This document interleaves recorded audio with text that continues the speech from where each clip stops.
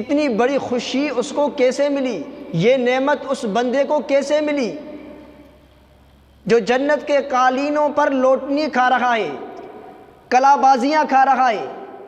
یہ نعمت اس کو ملی کیسے؟ کوئی تو وجہ ہوگی نا اس کی۔ جیسے بچے ہوتے ہیں نا، وہ خوشی میں کلا بازیاں کھاتے ہیں نہیں کھاتے؟ اور دوسرے نمبر پر راستے کے جو حقوق ہیں، دوسرا حق یہ ہے کہ کف الاذی، تکلیف دہ چیز کو راستے سے ہٹانا۔ کس چیز کو؟ تکلیف دہ چیز کو راستے سے ہٹانا۔ اگر راستے سے ہم گزر رہے ہیں نا، ہماری نظر پڑی کسی بڑے پتھر پر، اس کو اٹھا کے ہم نے سائیڈ پہ رکھ لیا، یا ایسی کوئی گندی چیز ہمیں ملی، کانٹے دار کوئی چیز ہمیں ملی، اس کو ہم نے بیچ راستے سے اٹھا کر اگر سائیڈ پہ رکھیں گے تو یہ راستے کے حقوق ہیں، تو اس میں ہمارا حصہ بھی لگ جائے گا۔ ایک صحابی کے بارے میں آتا ہے کہ وہ راستے میں جو چیز بھی دیکھ لیتے اس کو اٹھا کر سائیڈ پہ رکھ لیتے تھے۔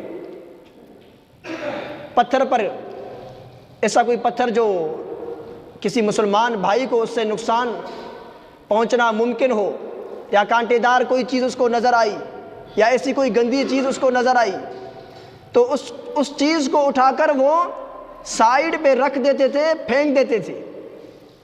اس کا جو خادم تھا اس صحابی کا، اس نے پوچھا کہ حضرت آپ جس چیز کو دیکھتے ہیں اس کو اٹھا کر پھینک دیتے ہیں، یہ کیا ماجرا ہے؟ تو وہ صحابی فرمانے لگے کہ بھائی آپ کو معلوم ہے یہ کتنی بڑی نیکی ہے، اگر ہماری یہ ایک نیکی بھی اللہ کے ہاں مقبول ہو جائے، اللہ تبارک و تعالیٰ کو پسند آ جائے، تو ہمارے مغفرت کے لیے یہی کافی ہے، ہمارے لیے جنت میں جانے کے لیے یہی ایک نیکی کافی ہے کہ ہم راستے سے اس تکلیف دہ چیز کو ہٹائیں۔ اور اس کے علاوہ آپ صلی اللہ علیہ وسلم نے فرمایا کہ میں جنت میں ایک ایسے شخص کو دیکھ رہا ہوں جو قالینوں پر لوٹنیاں کھا رہا ہے، جو جنت کی قالینوں پر لوٹنی کھا رہا ہے، کلا بازیاں کھا رہا ہے۔ جیسے بچے ہوتے ہیں نا، وہ خوشی میں کلا بازیاں کھاتے ہیں نہیں کھاتے؟ آپ صلی اللہ علیہ وسلم نے فرمایا کہ اتنی بڑی خوشی اس کو کیسے ملی، یہ نعمت اس بندے کو کیسے ملی جو جنت کے قالینوں پر لوٹنی کھا رہا ہے، کلا بازیاں کھا رہا ہے؟ یہ نعمت اس کو ملی کیسے؟ کوئی تو وجہ ہوگی نا اس کی۔ تو آپ نے فرمایا کہ راستے پر ایک کانٹے دار درخت تھا، اس شخص نے اس درخت کو جڑ سے ہی کاٹ دیا تاکہ راستے والوں کے لیے سہولت ہو، آسانی ہو، اس وجہ سے یہ نعمت اس کو ملی کہ اتنا بڑا خوش ہے آج وہ۔ تو کتنی بڑی نعمت ہے اگر ہم راستے سے ایک تکلیف دہ چیز کو ہٹا دیتے ہیں۔ لیکن اس وقت ہم اپنے آپ کو دیکھ لیں کہ آج ہمارا کیا حال ہو گیا ہے۔